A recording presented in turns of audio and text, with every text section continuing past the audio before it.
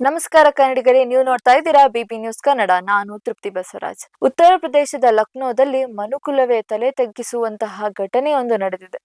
ತನ್ನ ಭವಿಷ್ಯದ ಬಗ್ಗೆ ತಂದೆ ನೀಡುತ್ತಿದ್ದ ಸಲಹೆ ಹಾಗೂ ಒತ್ತಡವನ್ನು ಸಹಿಸಲಾಗದ ಮಗ ತಂದೆಯನ್ನೇ ಗುಂಡಿಕ್ಕಿ ಕೊಂದಿದ್ದಾನೆ.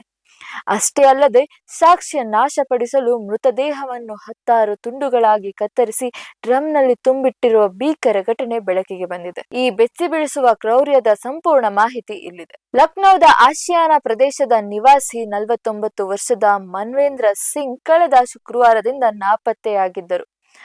ಫಾರ್ಮಸ್ಯೂಟಿಕಲ್ ಮತ್ತು ಮದ್ಯದ ವ್ಯಾಪಾರ ಮಾಡುತ್ತಿದ್ದ ಅವರು ದಿಢೀರ್ ನಾಪತ್ತೆಯಾದಾಗ ಪೊಲೀಸರು ತನಿಖೆ ಆರಂಭಿಸಿದ್ದಾರೆ.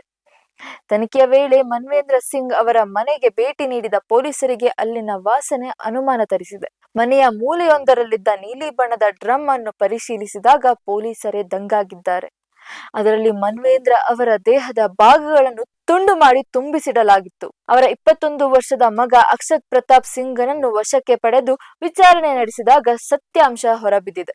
ಪೊಲೀಸರ ವಿಚಾರಣೆಯ ವೇಳೆ ಅಕ್ಷತ್ ತನ್ನ ತಪ್ಪನ್ನು ಒಪ್ಪಿಕೊಂಡಿದ್ದಾನೆ. ಮನ್ವೇಂದ್ರ ಸಿಂಗ್ ತನ್ನ ಮಗ ಮೆಡಿಕಲ್ ಓದಬೇಕು ಮತ್ತು ಸ್ಪರ್ಧಾತ್ಮಕ ಪರೀಕ್ಷೆಗಳನ್ನು ಬರೆಯಬೇಕೆಂದು ನಿರಂತರವಾಗಿ ಒತ್ತಡ ಹೇರುತ್ತಿದ್ದರು. ಆದರೆ ಅಕ್ಷತ್ಗೆ ಇದರಲ್ಲಿ ಆಸಕ್ತಿ ಇರಲಿಲ್ಲ. ಇದೇ ವಿಷಯವಾಗಿ ತಂದೆ ಮಗನ ನಡುವೆ ಪ್ರತಿದಿನ ಜಗಳ ನಡೆಯುತ್ತಿತ್ತು. ಕಳೆದ ಶುಕ್ರವಾರ ಸಂಜೆ 4:30 ಸುಮಾರಿಗೆ ಇದೇ ವಿಚಾರವಾಗಿ ತೀವ್ರ ವಾಗ್ವಾದ ನಡೆದಿದೆ. ಸಿಟ್ಟಿನ ಕೈಗೊಂಬೆಯಾಗಿದ್ದ ಅಕ್ಷತ್ ಮನೆಯಲ್ಲಿದ್ದ ರೈಫಲ್ನಿಂದ ತಂದೆಗೆ ಗುಂಡಿಕ್ಕಿದ್ದಾನೆ. ನಂತರ ಮನೆಯ 3ನೇ ಮಹಡಿಯಿಂದ ಕೆಳಮಹಡಿಯ ಅನ್ಯೂಸ್ಡ್ ರೂಮ್ಗೆ ಶವವನ್ನು ಎಳೆದೊಯ್ದು ಅದನ್ನು ಹರಿತವಾಗಿ ಆಯುಧದಿಂದ ತುಂಡು ತುಂಡಾಗಿ ಕತ್ತರಿಸಿದ್ದಾನೆ. ಭೀಕರವೆಂದರೆ ಅಕ್ಷತ್ ಈ ಕೃತ್ಯ ಎಸಗುವಾಗ ಆತನ ತಂಗಿ ಅದನ್ನು ಕಣ್ಣಾರೆ ನೋಡಿದ್ದಾಳೆ.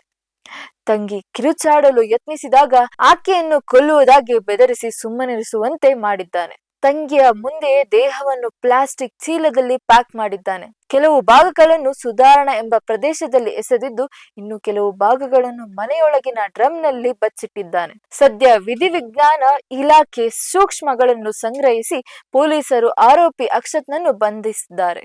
ಪೋಷಕರ ಒತ್ತಡ ಮತ್ತು ಮಕ್ಕಳ ಹಠಮಾರಿತನ ಇಂದು ಅದೆಂಥ ವಿಕೃತಿಗಳಿಗೆ ಕಾರಣವಾಗುತ್ತೆ ಎಂಬುದಕ್ಕೆ ಈ ಘಟನೆಯೇ ಸಾಕ್ಷಿ. ಸದ್ಯ ಆರೋಪಿ ಪೊಲೀಸರ ಅತಿಥಿಯಾಗಿದ್ದಾನೆ. ಇದಾಗಿದ್ದು ಈ ಹೊತ್ತಿನ ವಿಶೇಷ ವರದಿ. ಸಮಗ್ರ ಸುದ್ದಿಗಳಿಗಾಗಿ ಸದಾ ಗಮನಿಸಿ ಬಿಬಿ ನ್ಯೂಸ್ ಕನ್ನಡ. ಇದು ಕನ್ನಡಿಗರ ಪ್ರತಿಧ್ವನಿ.